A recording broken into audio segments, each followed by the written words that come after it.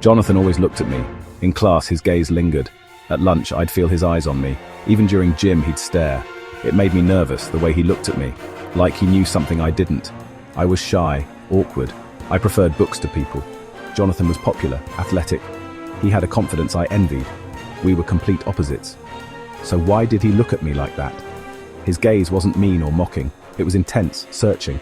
It made my skin prickle. I couldn't figure it out. I tried to ignore him, but it was impossible. Jonathan's presence filled my thoughts. I hated that he had that effect on me. Then, everything changed.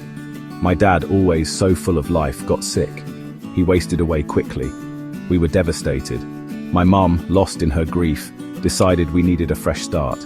We moved away from everything familiar, away from the town, the memories, the constant gaze of Jonathan. I didn't argue. Part of me was relieved. I told myself it was the grief, the need to escape the sadness that clung to our old house. But deep down, I knew I was also running from Jonathan. The move was a blur, packing boxes, tearful goodbyes, the long drive to our new home. It was all a way to outrun the pain, the confusion, the unsettling feeling that followed me like a shadow. The new town was smaller, quieter. It was supposed to be a fresh start, but the sadness followed us. My mum was a shadow of her former self.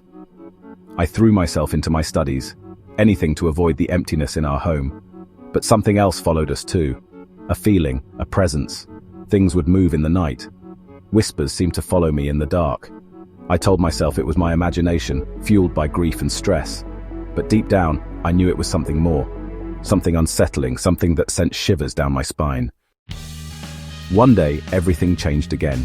I was walking home from school, my head down, lost in thought. I bumped into someone. Books tumbled to the ground. "Sorry," I mumbled, bending to pick them up. "No problem." I looked up. My breath caught in my throat. It was Jonathan. He was even taller now, his features more defined. But his eyes held the same intensity that both scared and captivated me. "Elliot?" he asked, a small smile playing on his lips. "I can't believe it's you." Jonathan explained that his family had moved too. They were living on the outskirts of town now. He was just as surprised to see me as I was to see him. We started hanging out. More precisely, Jonathan made his mission to stick to me in most subtle way. It provided me comfort because all the things I was experiencing were making me depressed. Jonathan was different than I remembered. He was still confident, but there was a gentleness to him now, a sensitivity I hadn't noticed before. He listened patiently as I talked about my dad, the grief that still clung to me. One day, while walking in the woods near his house, I confided in him about the strange happenings at home. The whispers, the feeling of being watched. Jonathan listened intently, his expression serious. "I think," he said slowly, "that you might be haunted." I froze. "Haunted?" He nodded. "There are things in this world, Elliot. Things most people don't understand." That's when he told me his secret. Jonathan could see spirits. He had always been able to, and he believed a spirit was attached to me. Jonathan explained that the spirit was drawn to my grief, my sadness. It was feeding off my energy. He said he had seen the spirit back in our hometown. He had felt its presence around me. "That's why you were always looking at me," I said, the pieces finally clicking into place. He nodded. I was trying to figure out what it was, what it wanted. Jonathan began to teach me what he knew about the spirit world. He gave me a pendant to form a protective barrier. He taught me how to sense energy, how to protect myself. He also became extra protective of me and remained with me during sleepovers. I guess he had sensed my despair and that I was on the edge. It was overwhelming at first, but I was determined to rid myself of this entity that was tormenting me. Jonathan was trying so hard to be there for me. I couldn't just be lost in despair. And I had to admit, there was an undeniable thrill in learning about this hidden world, a world I never knew existed. Jonathan soon discovered the source of my gloom. He told me that the gloom and depression I am feeling is because of the spirit channelizing their emotion through me. "That's the reason you always stick to me?" I asked. Jonathan suddenly hugged me tightly. "Don't give in to this feeling. I am here. I will make it all better. Stay with me." All I could do was nod, thinking if he had lost someone in this way and a little part hopping, it was a confession. Jonathan took me to a shaman. We discovered that the ghost was the restless spirit of a young man who had died tragically in our old house. He was angry, lost, and clinging to the living. He had latched onto me because of my grief. But he was also drawn to Jonathan's light, his ability to see him. Facing the ghost was terrifying. Jonathan was my rock, my protector. He guided me, his hand steady on my arm, his presence a source of strength. We performed rituals, recited incantations. The air crackled with energy. The ghost fought back, lashing out with icy blasts of air and chilling whispers. But Jonathan was stronger.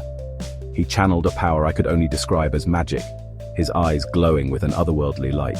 He was both terrifying and mesmerizing to behold. Finally, after weeks of intense struggle, we confronted the spirit in the heart of the woods. It was a battle of wills, of light and darkness. The air vibrated with energy. I was terrified, but Jonathan's presence calmed me, gave me strength. In the end, we were able to help the spirit find peace. It was a bittersweet victory. I felt a sense of relief, of release, but I also felt a pang of sadness for the lost soul, trapped for so long in his own torment. As the ghost dissipated into the night, Jonathan turned to me, his face etched with exhaustion.